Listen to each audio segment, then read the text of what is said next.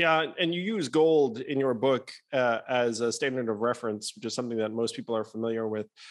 One question that did pop into my mind when I was reading your book was whether the phenomena you're describing are tied to the rise of crypto over like this last period of time, because it seems like people have been casting about for, in some ways, alternative to fiat currencies that aren't gold.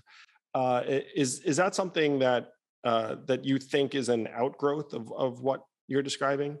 It has the form together of what is money. I mean, it's Genesis. What is money, and how can we not only digitalize it, which makes it some extent efficient, but also the real questions. Can it maintain value so it will not be depreciated by central banks? That's a key thing. Can it be transferred, used all around the world, accepted for purchases and sales all around the world? Then it has to do with issues like, can it be private? There's a saying in gold's case, which is it's the only financial asset that you can own that is private and you can move around, that isn't dependent on somebody paying you money, paying you something. So as a medium of exchange. So crypto, those in a fiat world naturally becomes a alternative consideration.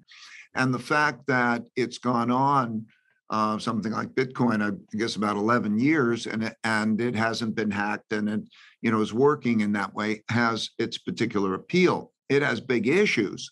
It's not a private asset.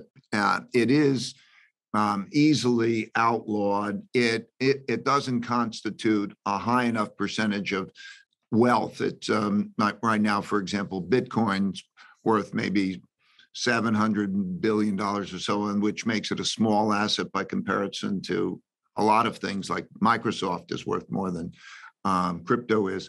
And so it hasn't reached those particular stages. I think that people are grappling for what the new money will be in this environment. And I think we don't know yet what the new money is. I think we're going to see different countries put out their different versions of digital currencies, and then there will be private assets, and gold will play a role. The important thing is we have entered an era which will carry us through the next number of years of what is the money that is widely accepted as a medium of exchange and a viable storehold of wealth.